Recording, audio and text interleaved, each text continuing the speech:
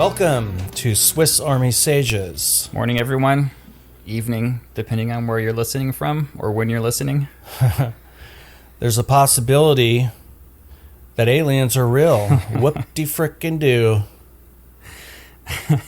Well, okay, so I listen to Coast, not religiously. I listen to it. It's on the station when I come home from work, and I've been listening to it maybe for 20 minutes to a half an hour, 1 to 3 nights a week for probably about, 15 years. And the narrative for aliens has changed a lot over the course of time. 15 years ago, it was, there's aliens, they're physical beings and ships that have come from other planets, and they're observing us. To, it's more of like a idea, like recently until just now, it's been more of like aliens are actually kind of a spirit that is traveling from other planets spiritually, and we can pick up on these spiritual feelings. We're getting spiritual communication or soul communication, but they're not actually physical until This is what they were saying when? 3 weeks ago. Okay. And now they're like, nope, they were real the whole time. Were a lot of people saying that, or just certain? Yeah, it's the narrative. Okay. When you have people on the show talking about, well, what are aliens? Because and we're talking about Coast to Coast, right? we're talking about Coast to Coast. Okay. I guess in the UFO alien community in general, it's kind of like, well, hey, we thought we'd see them by now. We thought we would, if they've been visiting us this frequently, we thought we would have had physical contact, and we haven't. So we'll change the narrative to our minds are doing the best that we can to perceive these spiritual entities that we're in contact with. And now, although we have this testimony from this Air Force guy, and they're like, oh, no, I guess they're real, actually. Yeah, so with the whole spiritual context, how do people that were saying that 3 weeks ago reconcile with the previous former military personnel claiming that they worked at Area 51, Roswell, for the CIA and FBI in the 50s and 60s, and for at least since the internet came out, have been posting their stories online saying, no, we have ships there, we have done autopsies on these aliens. How do the people that were using the narrative, oh, it's just a spiritual thing, reconcile those accounts? Well, I think a lot of the people have also changed their narrative as the years have gone by, and no hard evidence has shown up. So the people that would say, oh, it's more of a fourth dimension kind of thing, where there are beings from the other side communicating with this dimension, right? Those same people were on the train of, oh no, they're actually terrestrial beings, or not. I guess I don't know if terrestrial necessarily refers to Earth specifically, or if terrestrial just means I think terrestrial does refer to Earth. So extraterrestrial beings that are physical beings, they were saying that 15 years ago, and as evidence doesn't turn up, they have to change their idea of what aliens could be, and then all this, and it's almost like on Coast to Coast recently, there hasn't been any mention of it's with this new thing, and this might change the narrative for a while. I'm not sure I believe it though. I'm not sure I believe the story about we have spaceships. Yeah. Yeah, so right now there's a congressional oversight committee listening to the testimonies of these whistleblowers that are, saying, hey, the government's been involved with this since the 50s or maybe beyond that. And the Congress is listening to them, and it's all over the news, and it's all over social media. And I don't really care about the details. Everybody who wants to find out what the whistleblowers are saying can go on there and see and make their own judgments of whether it's real or not. But what I want to talk about is I want to talk about where this started. Now, we have people starting to say things. Okay, first of all, we have UFO sightings from the 50s predominantly up till now. Maybe some before that, but it really got popular where people were telling the newspapers and stuff like that from the 50s. So I want to ask, we know that there was movies about aliens before that. So I want to figure out when the idea of there being the possibility of other life forms in the universe birth itself in the human consciousness. It's got to just be from conjecture. I mean, with the idea of evolution, when I guess Darwin, and I'm sure that when Darwin put forth the idea of evolution, it probably wasn't like that week, or that maybe even probably that year that people are starting to think, okay, well, wait a minute. If this is how life evolved on Earth, and there's billions of stars and billions of planets, then it's probably happened on other planets. So I agree. I think that as soon as the scientific community decided, hey, we're actually not the center of the universe.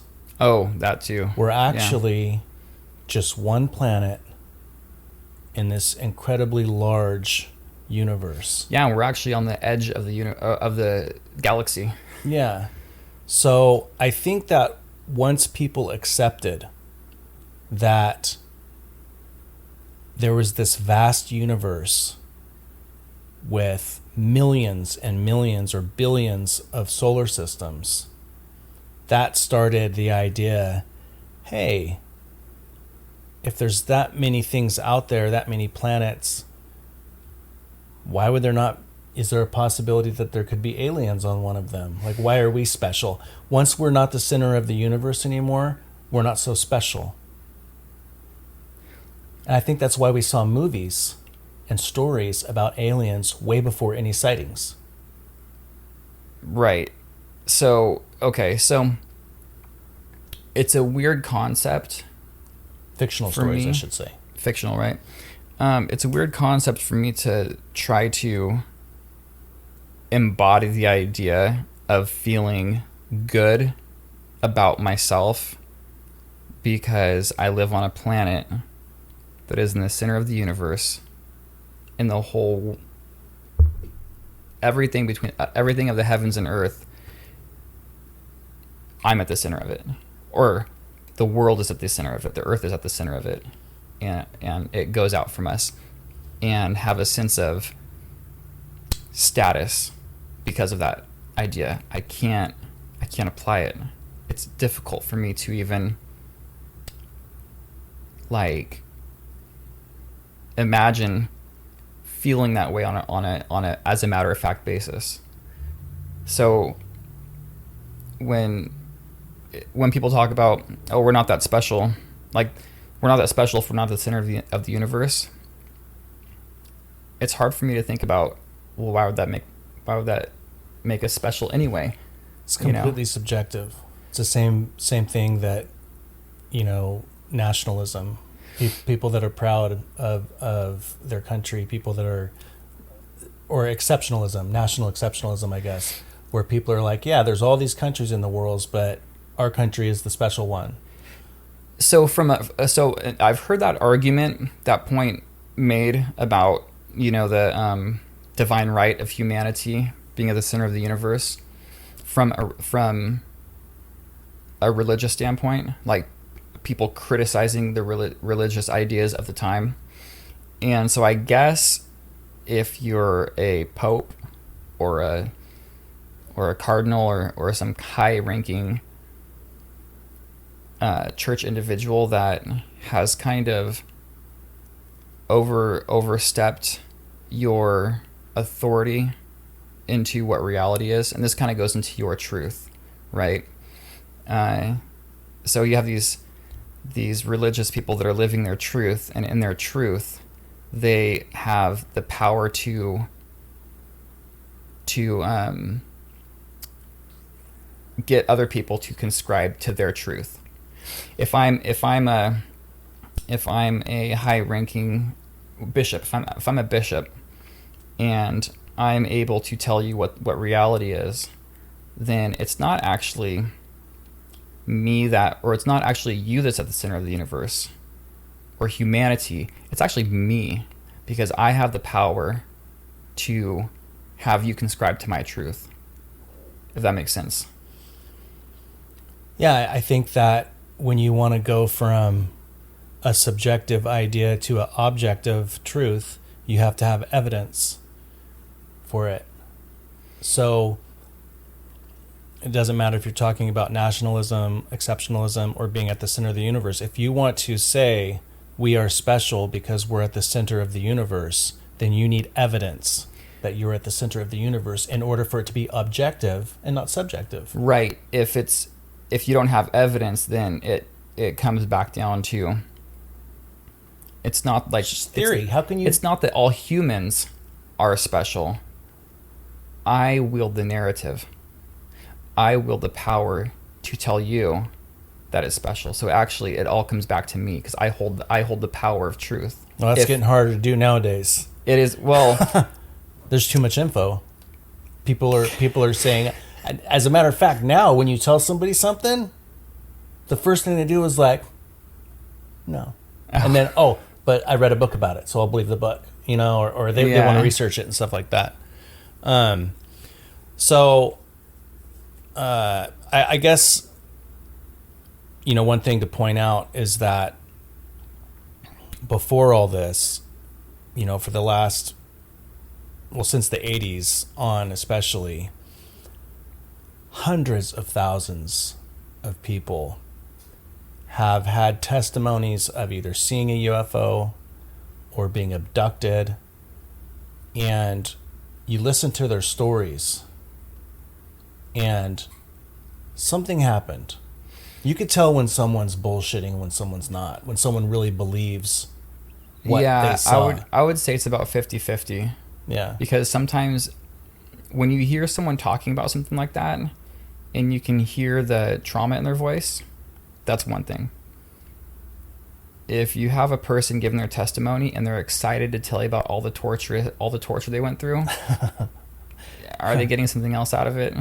Yeah. Are they like, hey, I have the mic right now, I'm gonna make a spectacle of myself, and I'm so excited to tell you about all the terrible things they did to me. Come on, let's be real here. And children will use their imagination to make stories up in their mind, and they enjoy it. They get enjoyment out of it. Yeah. And that quality within a child is going to last until the child realizes that it's not fruitful.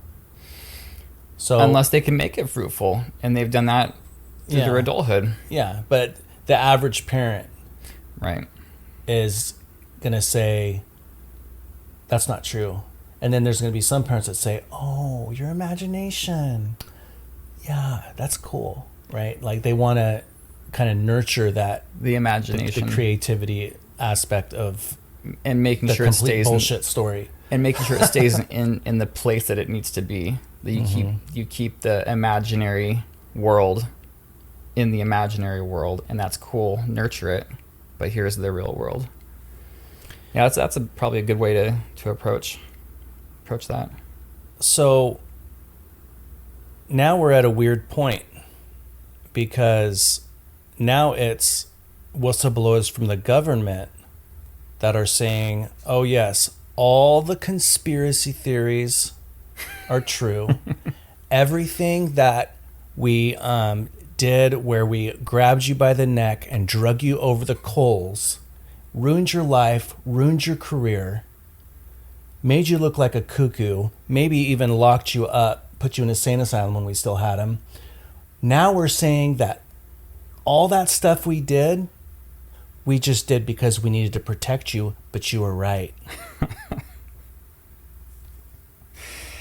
I can't. No, there's no way. There's no way. If it was, if we really had spaceships, there's no way, dude. There's no way. There's no way. I can't for the life of me imagine, because we're not even close to it, being able to travel to another planet. So let's say 300 years, and the weapons we have right now are incredibly destructive. Incredibly. I can't for the life of me think that we would send a fleet to another planet. Let's say we finally had the technology, and we had thousands of spacecraft that are echelons more advanced than what we have right now, and they're getting shot down. They're crashing into this planet where the society is 300 to 500 years behind our technology, and they're capturing us, and we don't know what to do. And just the trip alone, imagine how advanced you'd have to be to be able to do that. And before we even make contact with them on a big scale, they're already taking us out. No way. I spend a lot of time on TikTok, and I spend a lot of time on Twitter. I spend some time on Rumble. I spend some time on BitChute. And I steer away from YouTube. I steer away from Facebook because of the censorship on the major platforms. When you go to TikTok, you can watch videos, and the first thing, it doesn't even matter what the video is about. You watch the video, and the first thing your brain is thinking is, there's no way that this would not get pulled off of YouTube, or this is no way that this video would not get pulled off of Facebook or whatever. And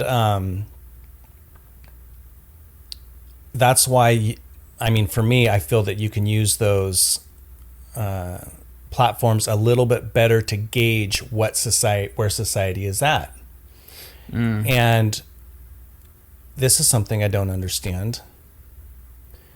You have thousands of alien influencers, like people that believe in alien influencers, both that are pushed towards that fourth dimensional spiritual side, and ones that are the hardcore materialistic Roswell Area 51 type people.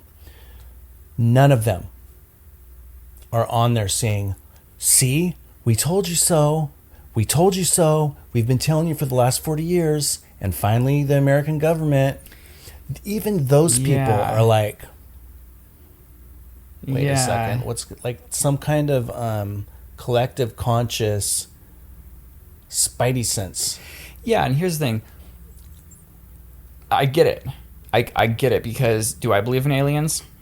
Probably. I if someone said, "Hey, make a bet that humanity is the only life in the galaxy, not even the universe, the galaxy, the only intelligent life. You can bet all of your money that there is intelligent life on other planets in this galaxy, or all of your money that there is not." I would bet that there is. I would absolutely bet that there is. Spacefaring, maybe. The capability to travel millions of light years to reach Earth, probably not. Probably not. You know what I mean? Yeah. And, these people that have invested a lot of their time and their energy into trying to make people aware that there are aliens really out there, to me, it would be highly opportunistic for those people who ever have tremendous respect in that field to respond to this in a "see, I told you so" kind of way, and they're not. I haven't watched much about how people are responding in that community. I mean, even on, you know, the radio shows that I do listen to, there is no "see, I told you so." It's more of a, "Oh, this is interesting. Well, let me tell about what I do know." But yeah, there isn't this. No one's jumping on the bandwagon. No one's jumping on the bandwagon for this guy who's doing all this testifying. And I mean, my bet is that when humans come into contact with alien life, it'll probably be us visiting them. I mean, we're already space. We're already making it into outer space. You know, that's what I believe. What do you think about people and also social media influencers that are saying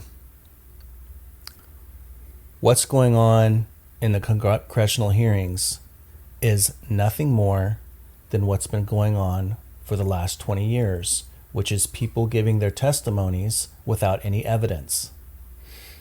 And until I see evidence, until I see scientific evidence of either an alien body that is being autopsied by scientists and confirmed that its DNA is not from here, or the technology or the spaceship or anything, a lot of them are saying, and Elon Musk is one of them, who is saying, I haven't seen any evidence yet.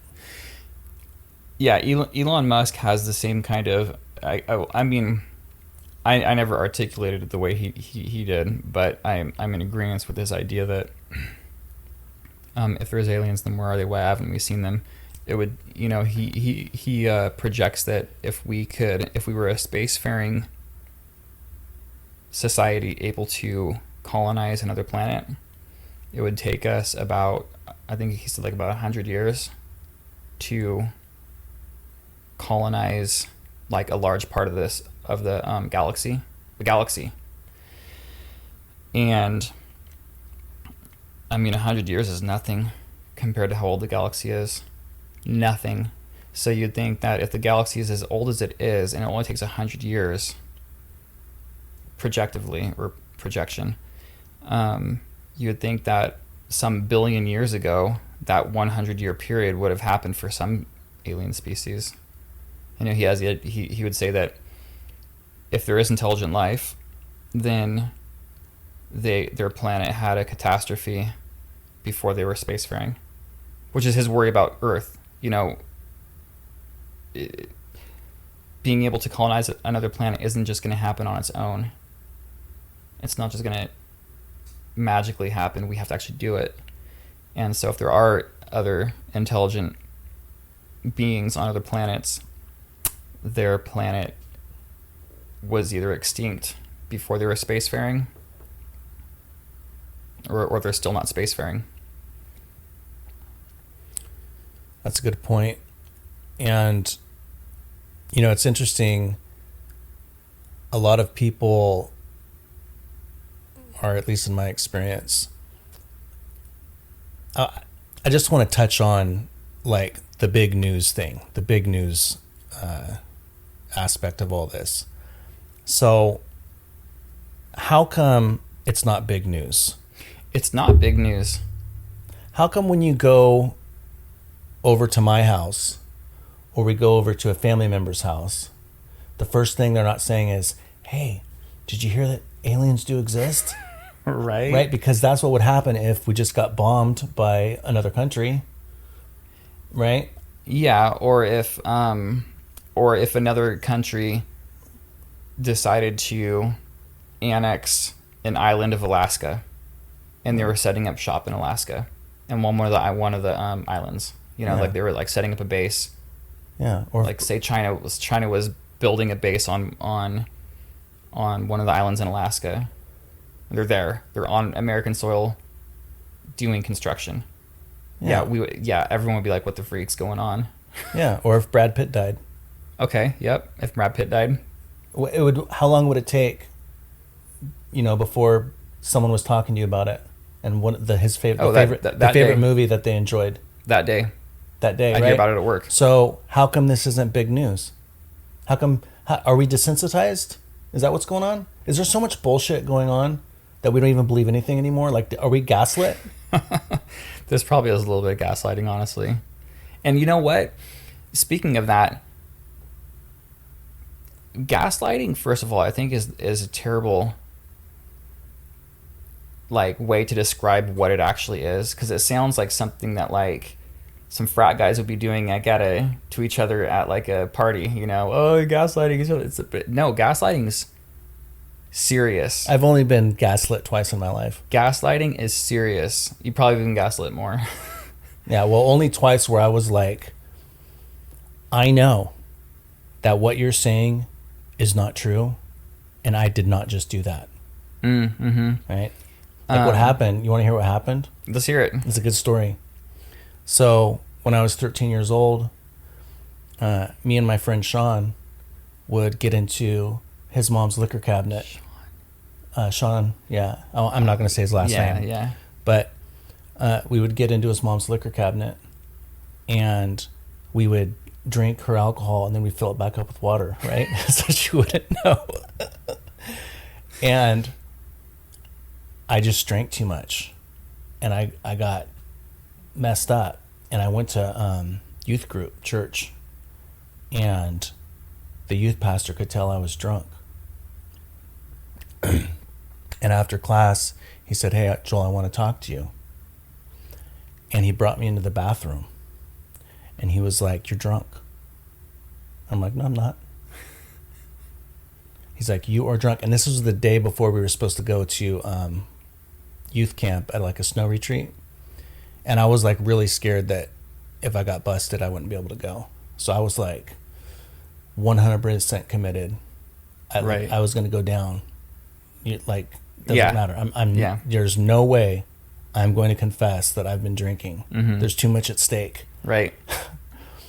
And we spent about a minute or two him trying to convince me that I was drunk. And you know what he said? Huh. He said, "Joel, you just walked over and banged your head against the towel dispenser. And you don't even remember doing that because you're hammered." That, I didn't know it was called gaslighting then, but I know I didn't do that. I know that I didn't walk over, bang my head against the towel dispenser. My head would have hurt.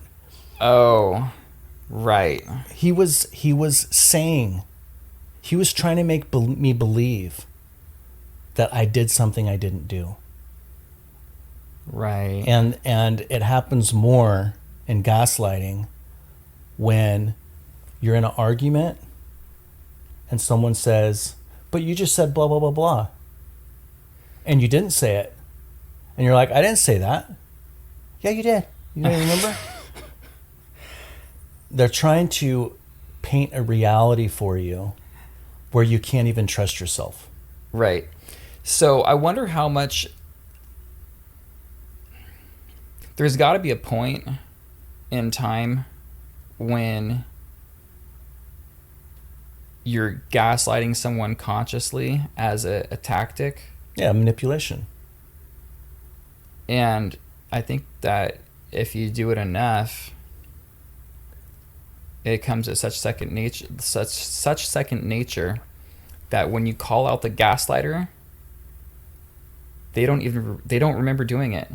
And they accuse you of gaslighting because it's like walking to them, Yeah. or driving a stick if you know how to do that, So in this situation, I think that maybe desensitization to misinformation, fake news, agenda-based news, trying to use your narrative to elicit a response from a large amount of people, all these psychological bombardments on us. I think that it's plausible to say that that might be why when some complete world-changing news, if it is true, comes out, people are like, if it's really real, we'll find out for sure. Yeah. Because I don't have the time and energy in this crazy environment that we live in these days to spend my time wondering if the whistleblower is telling the truth or not. And I'm certain that a lot of the people in the UFO alien community are very cautious that this is just a gaslighting, you know? Yeah, that's what this is. There's memes that are like, I believed in aliens until the government told me they were real. Right. Yeah, no, it's like, seriously. Because why? Why right now? Right. Why? I mean, like what you were saying earlier, hey, to the people that we have just dragged through the coals, that we have humiliated, ridiculed, canceled because they said that they believed in aliens, oh, well, it was all true. Why right now? Like why is this the time to bring it to light? There's arguments about that. There's arguments that it's a distraction so that people aren't looking at other things. I mean, if it is, it's not working. If someone was to ask me, why do you think it's happening right now? And I'm like, well, I can't really think of a good reason. How does it change anything? Does it mean that we're going to start being in contact with aliens? Because if that's what it means, then like you said, well, okay, so why do you need to tell us this first before we start talking to aliens? When it happens, it's going to happen, and it's probably not going to be the regular person like you and me doing the talking, if that's the case. Let's just say that. And we don't know that for sure. So what can I actually say this does? Well, yeah, it could be used as a distraction. That's probably the most valuable area that I could see this being used, because there's no other reason to go around saying, hey guys, guess what? Aliens are real, and we have spaceships. Yeah, I think questions like that, why is this happening now? I believe that the answers come to those type of questions when we're able to look back and see the timeline clearly. Like, I'll give you an example. Let's say that within a month, they said we're going to digital currency. And then in another month, they said, that, anything to do with the globalist agenda, right? And then let's say the aliens visit us and we see them, and now we know they're real. I believe, just like in the movies, that aliens coming here and visiting us would almost immediately put us into a globalist government as a community of the universe. Yeah, there would. I hope there wouldn't be war, because there's a lot of big players right now that would want to be the leaders of the world. You know what I mean? I mean, the United States easily, but history would show that the United States goes about being the leader, the world leader, differently, probably more differently than any country in human history. I don't think there's any country or empire in human history that hasn't become a world power through means other than war. America hasn't. I mean, we've engaged in war plenty. Don't get me wrong, but there's people that would definitely argue that. Well, what I mean is, okay, so I'm not sure I'd say up until World War II, that's correct. Well, I'm not sure how many, because I know that gosh, I can't think of the decree that was put out when the president of the United States was like, okay, no more colonization, no more colonization of the Americas. I'm not sure how much war was involved. I mean, I guess you could say, actually, I'm not sure if I have my history right. I don't think that the United States conquered like California. I think it was purchased, and then the Mexican government was like, well, it was purchased illegally because I think we bought it from France or something like that. I'm not, you know what, Yeah, this isn't. I don't know enough about it to say anything. Yeah, but something like that. So we did do a lot of violence to move across into California. We killed a lot of Indians. Oh, yeah. We killed a lot of, Native Americans, Mexicans, to establish our country. And then there was a time where we kind of stopped. And we dealt with the Civil War. We dealt with World War I. We dealt with World War II, but we were isolationists.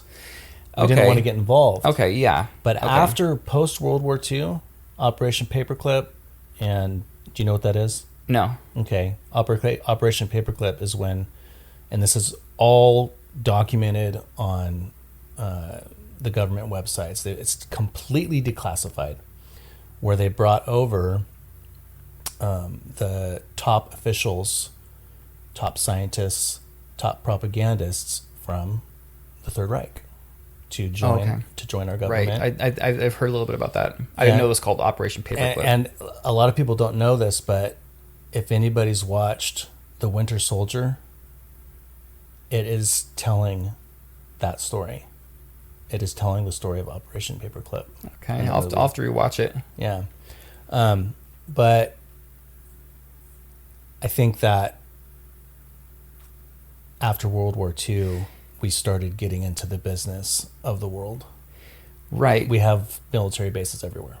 Right. So I guess I would have to change my my position. What I mean is, as an established country.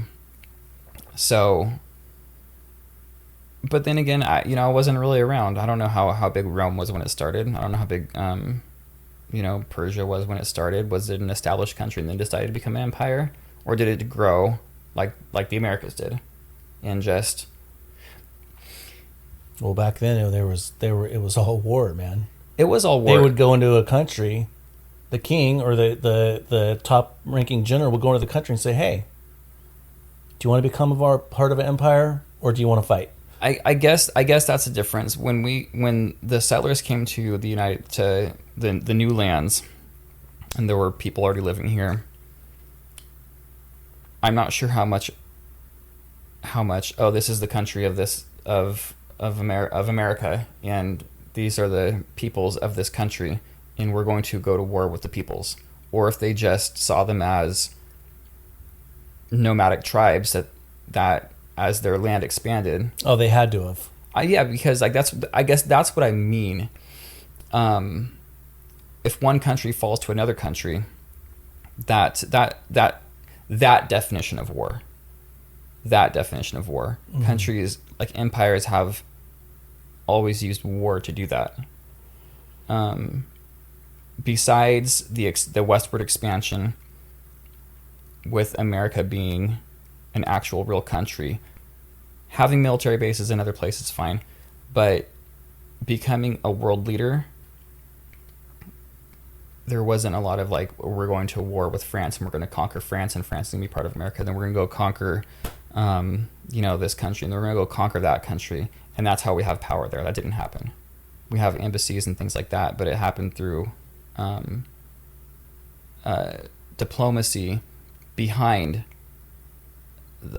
force, having a powerful military, and then saying, hey, we want to have an embassy here or whatever, Well, there's a lot of people that believe that America currently is completely imperialistic and they believe that the CIA goes into other countries, disrupts their economy, disrupts them politically, and uses that disruption to put in someone who is going to be cordial and basically cooperate with the government at the expense of their own country. Now, I don't want to go into that because I think that that's too much to talk about right now. But I do think it's fair to represent what a lot of people believe about the accusation or the assertion that currently the United States is a highly imperialistic country with their fingers in the rest of the world and everything. Okay, let's say that it is. I was talking to this guy he's from Ethiopia. Really cool guy. He speaks like 4 languages. He speaks Russian, Ethiopian, English, and a couple other languages. And and he's a lot older than me. And he was talking about that subject that we're talking about right now. And because we ended up talking about Russia and China and their involvement in the Ukraine war that's going on right now. And he was saying he was concerned about it, and he was like, when America was back in the 80s, when America was kind of like seen as like the world power, and they were going into these other countries and having like influence in these countries. The way that he said the way we looked at it was, at least it's America. And he was like, Russia and China are doing the same thing, but they're not doing it the way that Americans did it. I see. They're doing it by destroying and killing and conquering and destruction. The old way. They're doing it the old way. He was concerned. He was like, even when we had all this American influence coming into our country, we still had this "at least it's America" attitude. At least it's America, and it's not a country that's doing it the old way, that's coming in and destroying, razing all the cities, and until all the men who are capable of fighting are either dead or broken. At least it's America. And so, back to the original subject. Right on tangent there. Back on the original subject. So if there are aliens that big government is kind of preparing us for, but why wouldn't they just say it? Why wouldn't they just say, "Hey guys, listen, there's aliens. We're gonna be part of the global space interstellar community in the next 5 years. We all need to get ready." Done. Yeah. I think that it's a good idea to always kind of play around with ideas. That way, if things happen or don't happen, you've already kind of thought about it and it's not completely reactive. Yeah. So let's just put this out here. 2 weeks go by and they bring in the evidence. They bring in the body of the gray. They have the expert there. They have it's totally third party. It's kind of exciting to talk about. It's a little exciting, even though I'm kind of like. They bring in and show you how we got HARP technology, the collider, the CERN collider, how we got, Wi-Fi, cell phone towers, whatever the reverse engineering was. And they show you the whole diagram and the science of how it was broken down from the alien technology into today's technology. So they bring those two things. And then they say, and an alien delegate is going to meet with our country. And you're all invited to see for yourself. So what I'm trying to put out there is unequivocal, complete 100% evidence that aliens are real. How is that really going to affect the world? Is that when people are going to be like, okay, everything that I was worried about doesn't matter anymore? You know, me and my wife haven't been getting along that good lately, but now there's aliens, so it doesn't really matter if me and my wife aren't getting along good. You know what? People that You still want to go into business for yourself? You're gonna start a little ice cream store. I mean, now aliens are here. Maybe I should be doing something else. people that look at some of the unreal technology that we have, the what do you call it? The CERN collider, is that where they Particle collider. Yeah, the particle collider, right? You know, oh, we must have engineered that from alien technology. Dude, those people are just jealous. They look at the ingenuity of brilliant minds, and they look at how much work and how much trial and error and how much failure it takes. And for a lot of people, like they'll quit.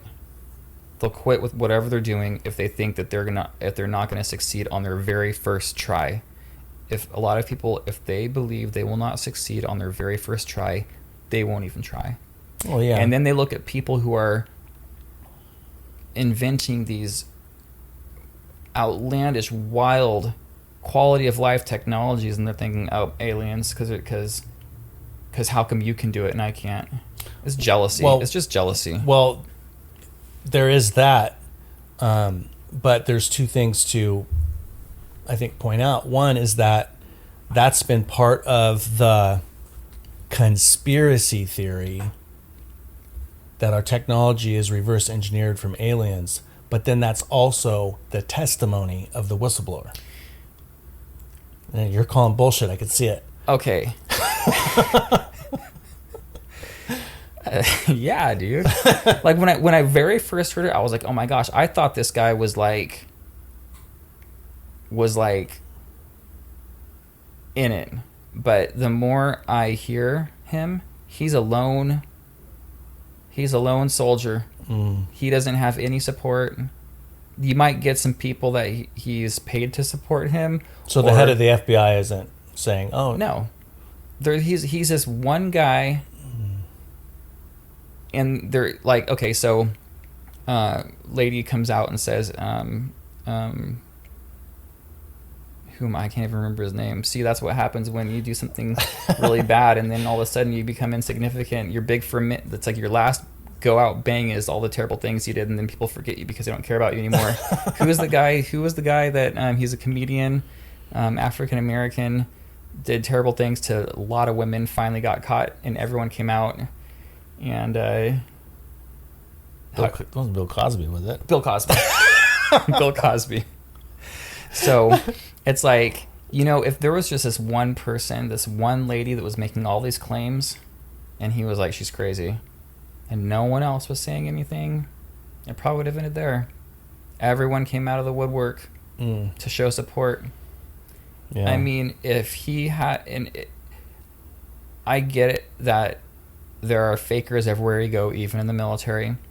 But I will also say that in the military, you are going to find the highest concentration of people that actually live the values they believe in. You know, not going to say it's like most people in the military, but it's not most people at all anywhere. And so if the highest concentration is like 30%, fine. I think it's probably about 30%, which is a lot higher outside of the military. So if just on a rough estimate, we'll say 30% of people in the military live by their convictions, which is, to me, is a lot. And you got this one guy who's worked with thousands, if he's been in the military for that long, probably tens of thousands of people also in the military, and he's the only one. It's a lone soldier out there fighting the good fight, and no one else is like, you know what, this is right, I will stand with you. It's not happening. So what happens if this hearing is over and no hard evidence is actually provided other than testimony, do you think that people will be even more skeptical about the existence of aliens than they already are? I think that people will be more skeptical about believing anything the government says, which actually is a really great way to hide in plain sight. If we're going to go on to conspiracy theories, you got this government guy coming out and saying, hey, this is what's going on. No evidence. Goes away. Everyone that wanted to see the evidence is let down. Now the government can start telling you the real shit. No one's going to believe them. Oh, man. Well, we're going to have to see how it plays out. Yeah, absolutely. And I'm sure that depending on how it plays out, perhaps we'll do an updated podcast on it. Oh, with some real footage. That would be great. I mean, I'm not banking on it, but that would be really cool if there's like, okay, guys, you know what? Fine, here's the evidence. It's right here. Here's this laser gun that can blow the moon up or something. You know? All right. Well, we want to thank you very much for coming and watching our podcast. And if you would please like and subscribe, that helps us get our reach and helps more people be able to see our content. You can follow us on Twitter and YouTube. And thank you for being here. Thanks, guys. Take it easy. See you next time. It's a good life, the life, the life, the life, life, the life, the life, life. Oh, it's a good life, the life, the life, the life, life, the life, the life, life. Oh, it's a good life, the life, the life, the life, life, the life, the life, life. Oh, it's